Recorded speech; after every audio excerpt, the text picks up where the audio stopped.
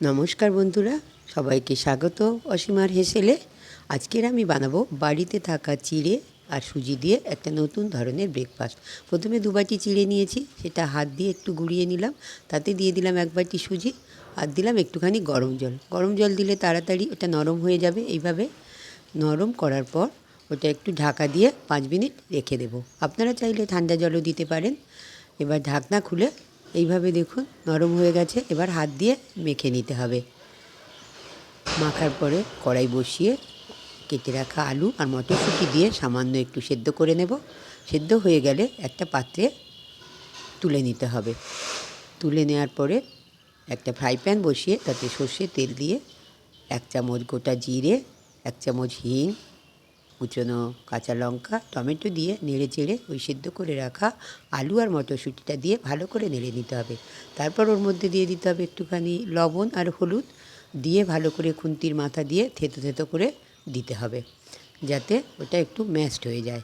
কিন্তু মিক্সিতে ম্যাশড করা যাবে না। এটা এইভাবে করলে একটু গালের মধ্যে গোটা গোটা লাগবে, ভালোও লাগবে। এইভাবে রান্না করে নিতে হবে। রান্না হয়ে গেলে একটা পাত্রে তুলে নিন। এবারে একটা চপার বোর্ডে একটুখানি ময়দা ছড়িয়ে মেখে রাখা সুজি আর চিড়েটা সেইটা দিয়ে আরেকবার মেখে নেব, যাতে হাতে না লেগে যায়, যেহেতু নরম করে মাখা ছিল। এবার এইভাবে ছোট্ট ছোট্ট করে লেচি কেটে নিতে হবে। গোল করে নিয়ে একটা প্লেটে সমস্তগুলো তুলে নিতে হবে। তুলে নেওয়ার পরে একটা বেলনি চাকিতে একটু ময়দা ছড়িয়ে এরকম গোল করে বেলে নিন। বেলে নেওয়ার পরে রান্না করা তরকারিটা চামচ দিয়ে মাঝে দিয়ে দিন, আর হাত দিয়ে ধারে একটু জল লাগিয়ে দিন, যাতে মুখটা ছেড়ে না যায়। এইভাবে ভাঁজ করে নিতে হবে এবং ভাজার সময় ছেড়ে গেলে সমস্ত তরকারি ছড়িয়ে যাবে। এইভাবে এটাকে বানিয়ে নিতে হবে। সমস্তগুলো এইভাবে বানিয়ে নিয়ে এবারে অন্য একটা কড়া বসিয়ে তাতে সাদা তেল দিয়ে একটু গরম হতে দিতে হবে। সামান্য গরম হলে ওর মধ্যে দিয়ে দিন এবং উল্টে পাল্টে কম আঁচে এটাকে লাল লাল করে ভেজে নিন। ভাজার সময় খুবই মুচমুচে হবে।